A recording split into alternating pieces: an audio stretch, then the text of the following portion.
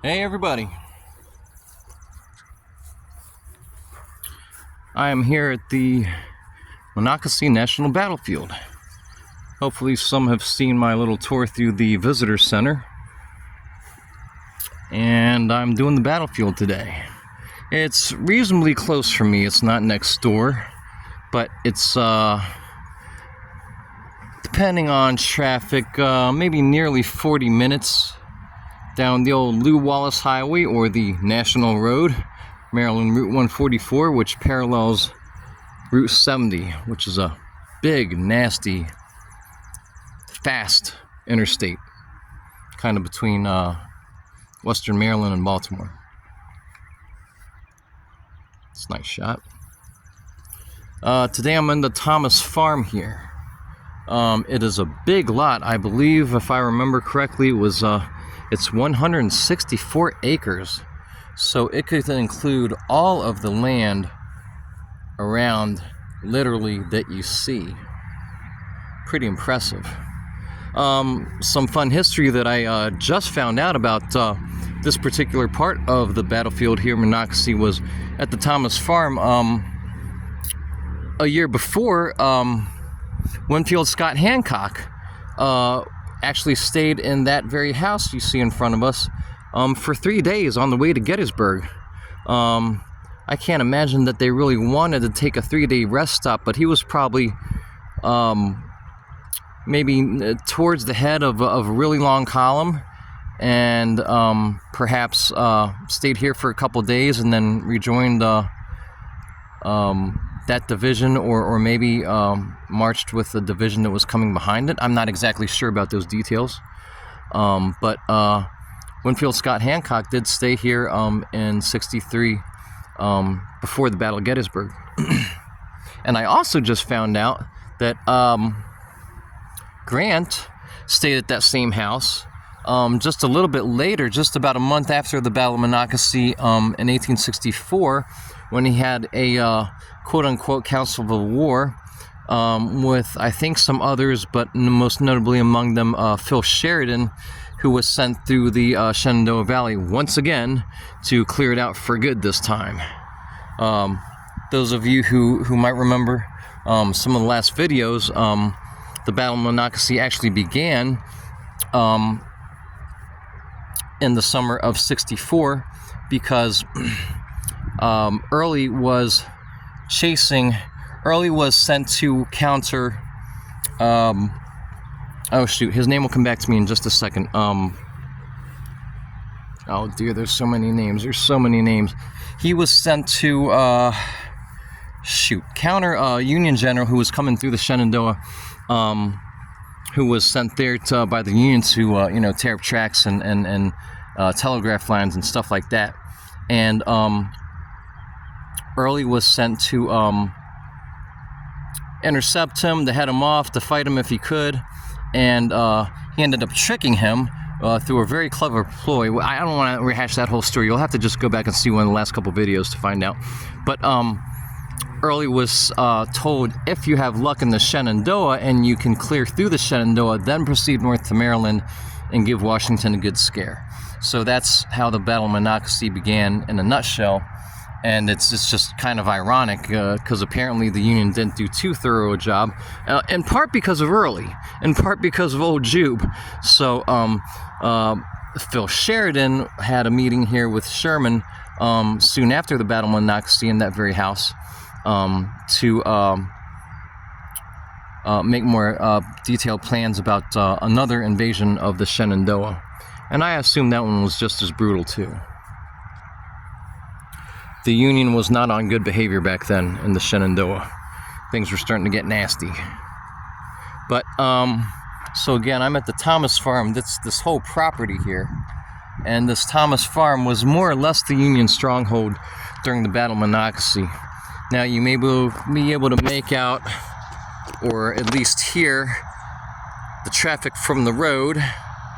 And, beyond the road and the tree line is the Worthington area and the Worthington House. And that was the main launching point for the Confederates, because while they came from the north, which is more or less in that direction, they had to come down the Monacacy a bit until they could find a good place to ford, which was about over in this direction, somewhere over here. And so they landed at the Worthington area, which was just behind those trees. There was a road here, but there wasn't, you know, a mass of cars doing 50, 60, 70 miles an hour, as you can imagine. So crossing the road wasn't as big a deal then as it is today. We forget these things. I mean, it might go without saying, but I just have to point them out because we forget these things. And to boot, I have to ask the rangers, but I'm not sure if this tree line was even here. I think it was. It may not have been as tall, and it probably certainly wasn't as dense. I mean, it's not, you know, super thick. It's fairly narrow, but there's probably less underbrush and undergrowth down there. You could probably see through that ridge of trees pretty well back in 1864. But anyhow, so Thomas Farm, Worthington Farm way out yonder. This area right here was the site of the main fighting, the main, you know, certainly not all. There were other smaller pitched battles, of course, around this area known as Monacacy, just south of Frederick, Maryland. But this is kind of where a whole lot of the action happened. I'm not sure where the rail fence is, but I think the wooden rail fence may be on the other side of the highway. And that was the point where the Federals launched their first smashing volley into the first Confederate charge and sent them reeling back. And again, as I've mentioned in other videos, you know, they charged again. Union holds them back again. They flank around a little bit more to the Union's left. They come back in one more time and repulse for a third time until finally they start making more headway and finally start pushing the Union all the way back to the Thomas House and beyond. Now the Thomas House was during this later stage, like I said, after the Union had been pushed back a couple times, the Thomas House eventually actually changed hands between the Rebs and the Blues a couple times, but it began in Union hands, and it was in Union control for most of the fighting. But I just kind of wanted to show folks it's not as snazzy as Gettysburg with all the great monuments and all the great statues and plaques everywhere for people to read, and I wish it was, but it's just not.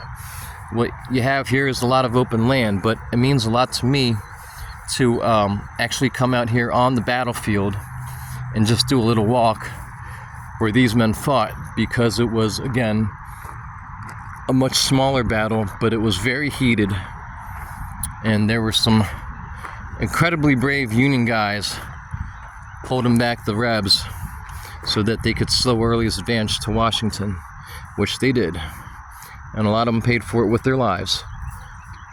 So it was I've talked about this battle now quite a bit in many other terms and the political sense and all that stuff, so I'm going to try not to rehash it all, but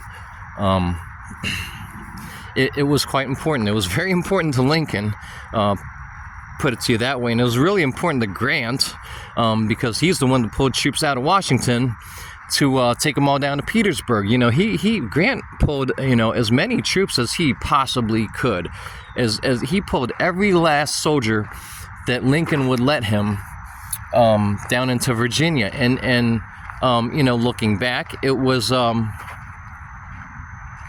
not a bad strategy, but you know, it left Washington very largely defenseless. When you hear me say that, it's really not an exaggeration. Washington was very largely undefended. You know, they had small scattered troops at all the forts, of course, but a lot of these guys were militia. You know, a lot of them were you know, 100 Days men.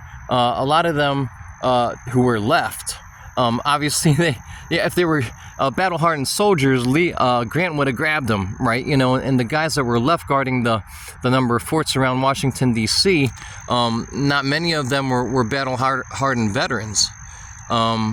So Washington was absolutely threatened in a sense. Again, not in terms of a protracted siege, but it was threatened.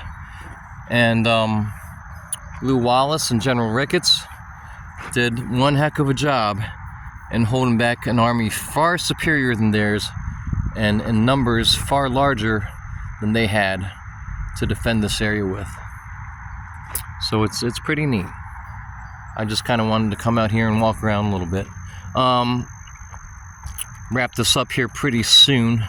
Once again, I am at the Thomas House and Farm in Monacacy National Battlefield Park, just south of Frederick, Maryland. By the way, I did finally talk to Matt Borders about a quick little taping. I kind of wanted to wade into it a little bit and meet him a couple times before asking him. I've told you I'm also kind of starstruck because a lot of you guys aren't real familiar with him, but he's a big deal around here, and he is certainly a master and an expert on the Civil War in Maryland.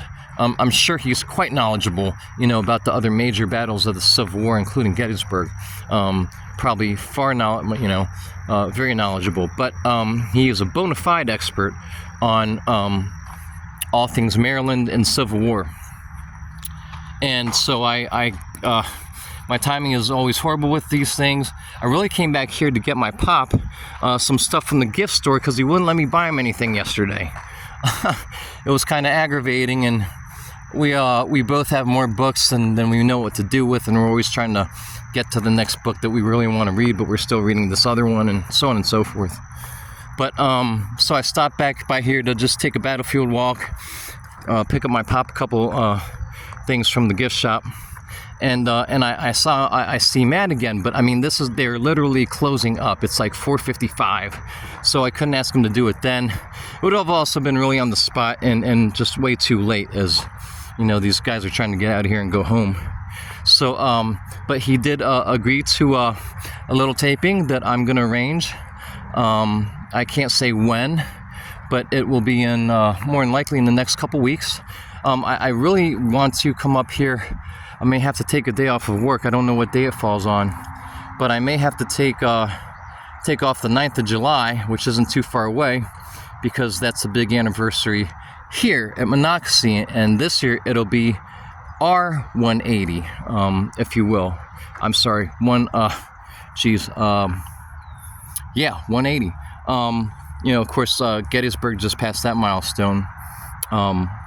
I'm sorry, 160. Jesus, I hate it when I do that. It'll be R160 here this year, since it was a year afterwards. And I'm not sure if they have anything big planned or not, but I'd probably like to come back up here on the 9th of July. So I might try to schedule it, you know, but he might be busy that day. Anyhow, I'm gonna get him for a few minutes. Gonna try to think of some really good questions for him between now and then, instead of some of the basic facts that I know and have shared with you guys, and you can easily go look up. I mean, again, he's a real expert on this battle, on all battles Maryland, Sharpsburg or Antietam. He's written on that as well, and you know, so on and so forth. South Mountain. I'm pretty sure he's probably an expert on Harper's Ferry, since that was a crossing into Maryland. But I'll try to think of some good questions for him. And did I take you in here? They have like a little mini museum in here, guys. But I'm already up to 14 minutes. It's kind of cursory and maybe for younger folks. Maybe I'm not sure if I'm right in that, or. Here's one fun fact, though. Glenn Worthington, again, of the Worthington farm that was across the road, as I mentioned, he was 6 years old when he witnessed the battle, and he was actually one of the first to really authoritatively write about it when he was a bit older. It says here that, of course, in 1932, he published a book encouraging Congress to establish a national military park for Monacacy. So I'm guessing it was around that time, or maybe a little before, when he started writing on the battle, as he, you know, grew older and stepped into his own and learned how to write well. One other point worth mentioning here is a section on La Hermitage, which is also on this national battlefield of Monacacy. I've mentioned it in other videos, but La Hermitage was an establishment where there were many slaves. It says right here, as you can see, by 1800, 90 enslaved people lived at La Hermitage, but I believe, if I'm not incorrect, I believe that number grew quite a bit, and it was closer to 200 by the time of the Civil War. And they were owned by the Incendiary family, of course, as you see. So this is, I mean, you know, this is cute. A couple quasi-interactive things in here. Now look at this. Here's a little map. Again, this will help visualize that we were at the Thomas house right here, beyond the tree line, and I think the road's actually right in front of it. I don't know, or the road could have changed. But here is the Worthington house. So again, that's where the Confederates were kind of coming in for the most part, at least in the beginning, and Union was more or less stationed here. So where we just were, right here, was where a whole lot of the fighting was done on July the 9th, 1864. Pretty cool. I'm a big fan of this place, and I hope you guys will learn more about it, and hopefully become as interested in it as I am, because it was a great little battle, as I've mentioned over and over again. But I'm going to sign off, guys, until the next one.